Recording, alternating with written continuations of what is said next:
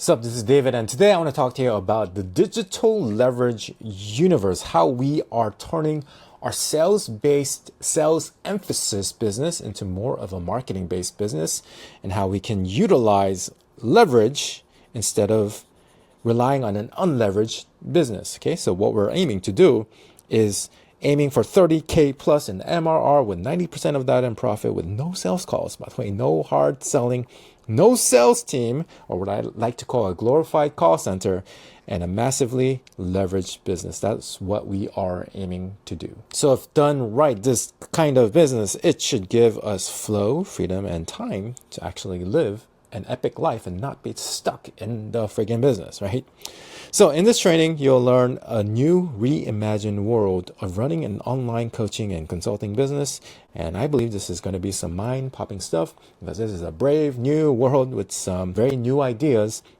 So the motif here is like digital and leverage and empires. And you're going to be hearing this a lot within this training. So we are reimagining a world, and I don't really like to call it building a business because that sounds boring, but I like to call it world building, right? It sounds fun, and we're doing things in a way that's fun, right? Like this stuff should be fun. If this is going to be your life, like you should try to, make it as fun as possible, right? So that's why I like using like pictures like this and like using terminology such as like world building, right? So yeah, like this is a great picture. I think this is Midjourney. Yeah, this is Midjourney. We're trying to make things as fun as possible, right? So people talk about creating empires, but then the thing is, at times it becomes like this soul-sucking thing to try to create like a $1 billion company. Like we don't have freedom, right? When we're like trying to build like this like freaking empire, it requires like freaking 40 to 80 hours a week and constant attention and all that stuff. And that's something that I realize it's not for me. And I also realize I don't want $1 billion company. You know what I mean?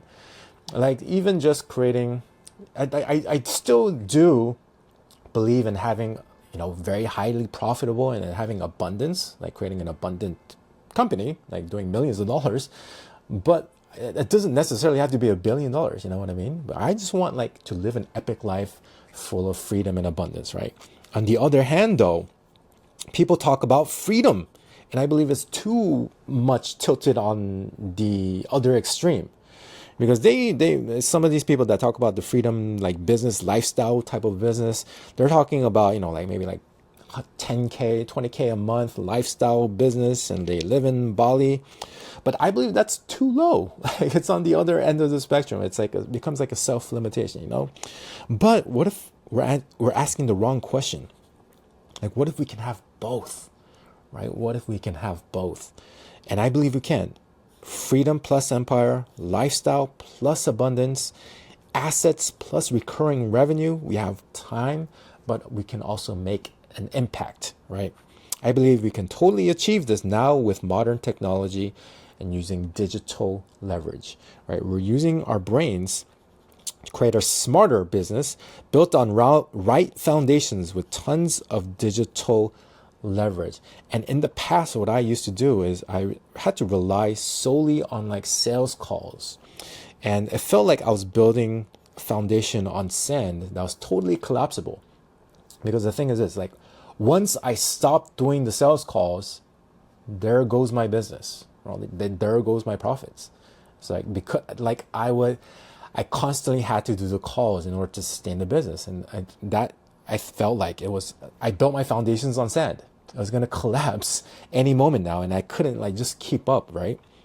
But what we're trying to do is set the foundations right so we can build like this beautiful castle that runs for the long run, for the long term, right? If you want to have a sales team and a huge team to do it, by all means do it, right? This is your world that you're building. I can't tell you what to do. I'm just offering a different perspective. That is all, right? You can do this with this model as well, right? But I want to provide a different perspective and get higher altitude on things and look at things not inside the forest, because sometimes we are so deep in the forest that we can't even see the forest that we're in. So we're trying to like zoom out, right? The thing is, like, people talk about leverage all the time, but their business is like very like unleveraged, in my opinion. It's like very sales heavy, and then they have like these one-to-one interactions, which is very unleveraged. Like one to one, it's unleveraged, right? Leverage means that input one, output multiple times, right? So when you get on like a sales call, like most of the interaction is the same. Like you're saying the same things again and again. You're dealing with the same objections again and again. It's like, can't we get more leverage on this? You know what I mean? Can't we get more leverage on this? Like, why not set up a system and use leverage to take care of that for us when we're repeating the same things again and again anyways, right? And we've been told to do the sales calls and make that our main emphasis. And I was told this as well, right? When I started in like the coaching business. So we become salesperson first, and then we do coaching on the side. Like, it doesn't make any sense. Like I didn't sign up to be a salesperson. I signed up to be a coach, right? But then like 80% of our time is spent on the sales calls, right? But when we shift from a sales focused business to a more marketing focused business, the marketing takes care of the selling for us, all right? And we cut out the sales process. We have more time focusing on creating meaningful relationships and actually serving our clients. And because we are caring for our clients and they're getting great results, they will want to stay for a long time, which helps with the LTV and the profits, right? So instead of flimsy foundations like sales calls, like you have to do them, right? You have to do them or you can't sustain the business. We make marketing do the selling for us, right? And even with a tiny audience, by the way, we can make a killing doing it this way, because it's the whole idea of like, the 300 Spartan warriors versus like the, like 10,000 farmers. When you just have like such a good quality like audience and you're like very specific about the problem you solve, then it doesn't require a big audience at all. Okay. So that is why I will take like that higher quality, lower amount. I'll take the 300 Spartan warriors any day of the week. Okay. And that is, the world that we are trying to create. And of course, having fun while doing it, right? So let's talk about sales versus marketing. Okay. So in like the old traditional coaching business, like if you think about like the entire business as a system and see each individual component, like the biggest bottleneck is actually the sales call. That's like the process with the least amount of leverage. So in the past, we used to spend 80% of our time on sales acquisition, right? But from personal experience, because I was so focused on like closing like the next deal and the next deal and having all these sales calls lined up, I experienced a lot of churn because I wasn't focused on retention or service, right? So I either had to choose like put acquisition on pause and serve clients, or serve less clients and focus on acquisition. But with the marketing-based business, we flip that on its head. It's acquisition plus retention and neediness versus abundance, right? Now that we have abundance, like sales become just that much more, it becomes easier because when you're like so needy for a sale, it's actually a repellent, right? And we're not playing the sales game anymore. Now we are playing the leverage game. And I'll kind of show you what that can look like.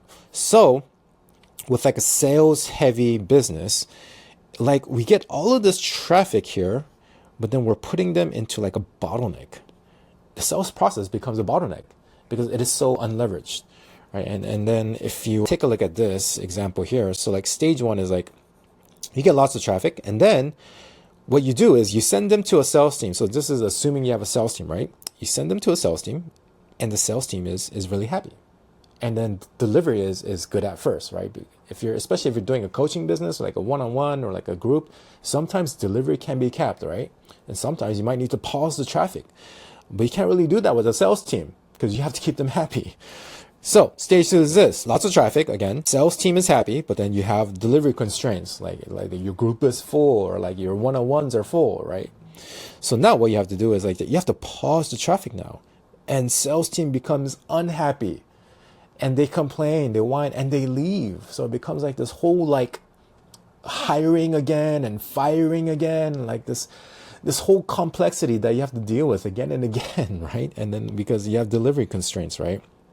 So the other scenario is like if you have no traffic, the sales team is unhappy, right? So it becomes like this like constant pause and unpause, and like sales team is happy, they're unhappy, and like you've become a slave to the sales team pretty much, if you think about it that way. It's like, who's the master here, right? Because you have to keep the sales team happy, don't you? Don't they become like your boss now, in a sense, right? So it's constant pausing and unpausing and people quitting, and then you gotta like hire more people and firing people when you don't need them. It becomes a mess. And if you're outsourcing this to like an agency, it's like they're not gonna want to work with you because you're putting things on pause after a month. You know what I mean? And not only that, of course, the important part is like you lose a big portion of your profits, right? So why don't we just get rid of the entire sales process, so we don't have to deal with all of that, right? Instead of doing a sales heavy based business, we can just replace that with good marketing, right? A good marketing based business. And so that way we have so much more flexibility. We can pause it if we want, we can turn it on, we can, scale the traffic, ramp up the traffic if we need, and that way we are much more leveraged, and of course, much more scalable as well. So what we're aiming to do is like, because we have like a very sales driven weight, we're shifting the weight off of sales, okay, and onto more marketing, right? So 3 main things to sell something is like, okay, you have traffic, and you have an offer, and then a way to buy the offer, for them to buy the offer, right? And so what we used to do is the weight distribution, you kind of used to be like this, right? So like traffic, maybe like 10%, and then offer, maybe like 5%. And then a way for them to buy, which is like your sales process, was like heavy. It was like 80%, right? And it works, but then you're putting most of the weight on sales and relying on that sales process too much. And because the sales process is very low leverage, again, you're putting the weight on the least efficient part of the process, right? That's where you're putting the main emphasis on. But if we take the weight off of the sales process and redistribute it across like the marketing and the offer, then it becomes something like that, like traffic and marketing, and it becomes much more scalable, right? With the marketing based business. And then maybe you have like the conversion funnel taking up most of that new weight distribution, right? So that you're not, and then you can do this you can do it in an automated way, right? If you set up automations and stuff like this in the back end, you're sending out email automations, and for them to buy, you can just simply send them like a Google Doc offer, right? So the marketing and the funnel is doing most of the marketing and selling for us, all right? And all we got to do left is like send them our Google Doc offer. So we're putting more weight into a more leveraged process. Like these things, they're more leveraged, right? Versus like a one-on-one sales call. So we create a sick offer, a sick traffic ecosystem that does most of the work for us in using digital leverage, okay? And it's also asset-based, by the way, so it's even more scalable. The thing about like doing the calls, it's not assets, right? You're not creating assets. Versus when you're doing marketing and creating marketing content, that becomes assets, right? You can stack assets over time. It gets more and more valuable over time. So that's how you remove the sales process. And if you do it right, it pre-sells like crazy. So we are doing pre-selling and persuasion before they even see the offer, so that it converts better. And the thing is, a lot of businesses, by the way, they are marketing emphasized. They already are very aware of your like market sophistication, right? Eugene Schwartz. Most people's audiences, especially if you're creating content online, they are in the most aware spectrum. Okay, people are most aware, but then you're creating a lot of resistance by sending them to a book to call link. That creates a lot of resistance. Like most people are ready to buy already, but they just have like this limiting belief that they need to close with the sales calls when you don't. Okay, we have been conditioned so hard that we need a sales call but we don't. Okay. And I had some limiting beliefs around this too, right? So it's like, I have to pack my calendar with sales calls and deal with like no shows and tire kickers. Or like another belief I had is like, I can't sell high ticket without a call. How is that even possible? But it is totally possible. Like it's totally possible, especially if you're like marketing based. Okay. Some people, they just want to buy. And some people, they don't want to go on a sales call, like me included. Like I don't remember the last time I went on a call to buy something. Like when I'm ready to buy, I'm just ready to buy and ready to go, right? So, and then that's because, the trust and belief has been created through good marketing. So we are shifting to a marketing based business. And I kind of like to call it like micro branding, like a push versus pull model. So like, the thing is like you're trying to pull people into your world instead of like trying to push people into like, cramming down a sale down their throat, right? And I hated that model, right? I hated that model. And when you can use pull energy, it's just so much easier to, like the selling is pretty much done. The converting is pretty much done. All you got to do is like send them the offer, right? And the thing is this, like, think about like brands like Apple. Apple doesn't need you to get on a discovery call to sell you something. You know what I mean? It would be a huge bottleneck. Imagine like every time you try to buy a Apple computer, you have to get on a sales call. Like that would be ridiculous, right? So you can just do it online. We have the power of the internet, and we're not even utilizing it a lot of times. Like the buy button is right there. Same thing with Tesla. Like they don't have salespeople. Yeah, they have like people to help them out and stuff, but they don't have any salespeople. Like, you don't have to call somebody. You don't have to like book a calendar, like book a call to buy a Tesla vehicle. You can just buy it right online, right? And you can buy a $100,000 call with just like on your phone. You could just do this, right? And not only that, so here's some like examples of like a MacBook. You could just buy it online. Like, you don't have to like go through like this entire like sales process to buy a freaking MacBook. So we were taught that we also needed to like hide our price, right? So we don't like scare away our prospects. But the thing is, that's because the marketing or branding isn't right. Okay. Because you are so sales focused that like we were taught to hide our price. And that's because again, we are like so sales focused. But then if you shift to a marketing focused business, you don't have to do that. Okay. You don't have to like guard your price as if it's like some national security thing. Like that. You don't have to do that. Okay. Because you haven't built up your marketing or like your brand equity. Okay. And you don't have to have a big brand either. Think about, a brand exists in somebody's mind. Okay, a brand exists in somebody's mind. Like if you have really good content, if you can really help solve a very important problem for somebody, branding, like this whole like, big brand thing, it doesn't really matter, dude.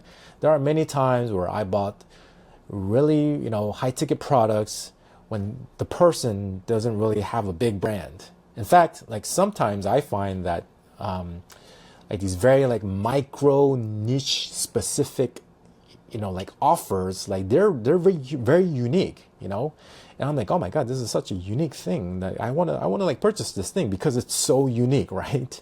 So that's what I find like these smaller audience people, they have such unique ideas. And I'm just in my head, I'm like, why don't they have a bigger audience? You know what I mean? Sometimes, but we can definitely do this again, like with the smaller like brand. It doesn't matter about your audience size, as long as you're serving people. That's pretty much all you got to do is serve clients well and market well. So, like, why do people buy from like Tesla and Apple? Because they trust them. It's just trust and belief. That's it.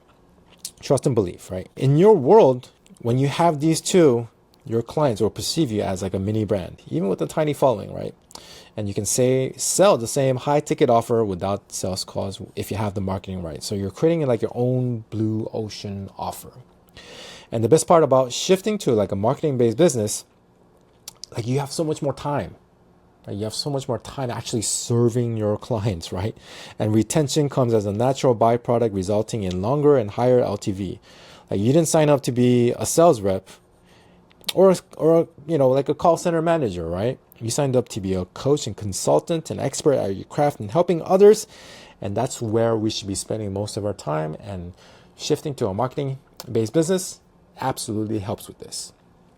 And think about some of the big brands, right? They're not hiding the price. Like a Porsche, a 911 Porsche, like they're not hiding the price, right? The price is right there. Like a Rolex, they're not hiding the price. The price is right there on the page. Why are we hiding ours? Again, because we are so sales emphasized, right? We want them on the sales calls. That's why we're hiding the price. But again, once we shift to like a more marketing based business, they can just simply ask for our offer and then we can simply send it to them. So think about marketing as like a sports game or like a sports team. Okay. So marketing driven way. So I'll give you an example, right? In baseball, it's like it's a total team game, right? Like one person, even if they're really, really good, they can't win championships by themselves. An example is like Mike Trout. Mike Trout, he's, one of the greatest hitters, but his team can't win a championship because, it requires the whole team to be good, right? One star player can't win the World Series. If you have good systems, you win championships. Good systems with a good team. Okay, so think about like UCLA basketball team, right? They won 11 championships under John Wooden. And the thing is this, it's not because of star players, by the way. Because the thing about college is like the players come and go, right? Because it's a 4-year college, right? The players come and go all the time. So it's not about the star players. It's about the team and like the systems around the team. They had a good system, right? And that's how they won freaking 11 championships. It's crazy what they did. They even had a right way to tie your shoes, right? That's how systemized it was. Like, so they had a way to like tie your shoes so that it doesn't come off during the game. And then like John Wooden, like he had like a minute by minute training routine. It's so systemized, right?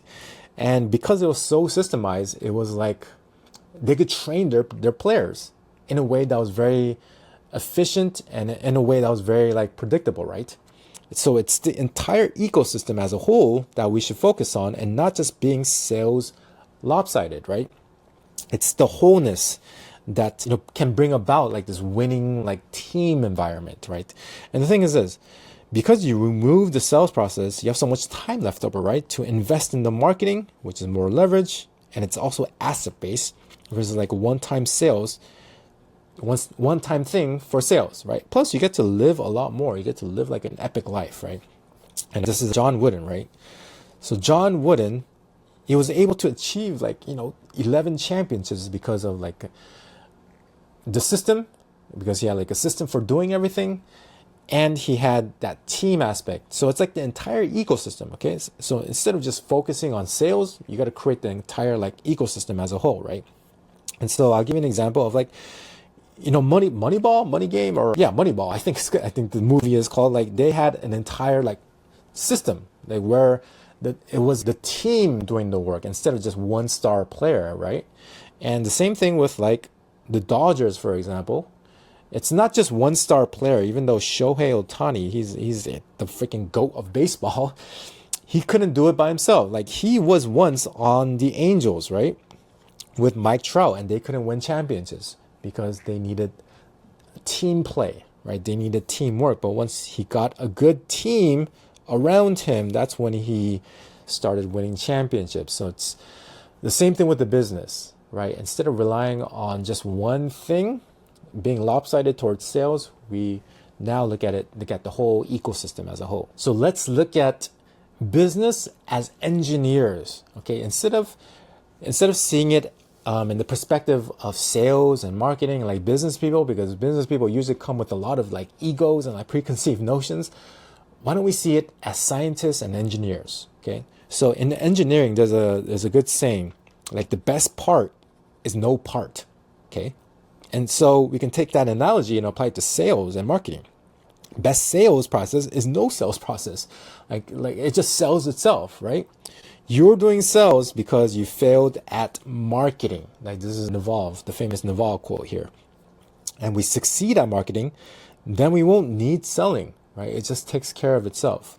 And just like technology evolves with efficiency, we should do the same with our business. Yet we are stuck in a very inefficient business, right? A very unleveraged type of business. But when we remove processes and replace them with absolute leverage for maximum freedom. So if you take a look at Raptor engines, right?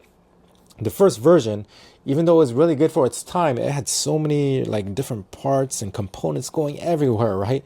And of course they improved it with like the second version with like less parts. But then Raptor 3 is so much more leaner and efficient. And again, the best part is no part. They started removing, they started reducing, right? And Raptor Engine 3, by the way, it's like 2 times more powerful than Raptor Engine version 1. And it's like way like more efficient, right? So they've improved it over time.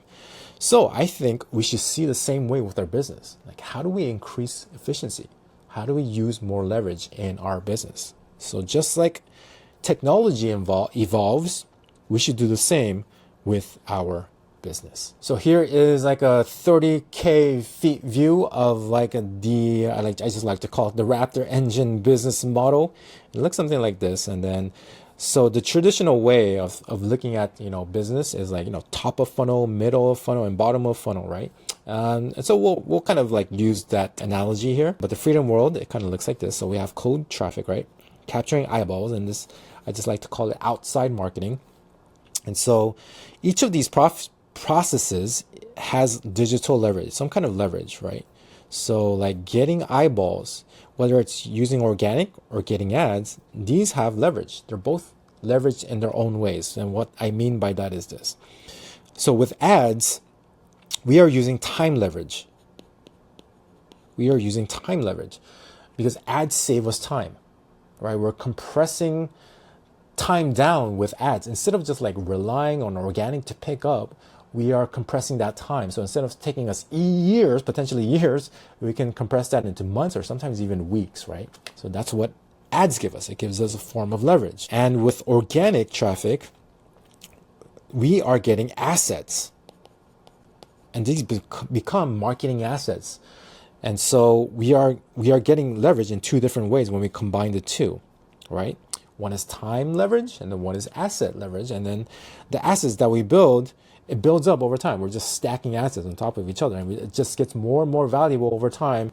And as our marketing gets more and more wider over time, right? And so we send that traffic to the middle of funnel. And I just call this like inside world marketing.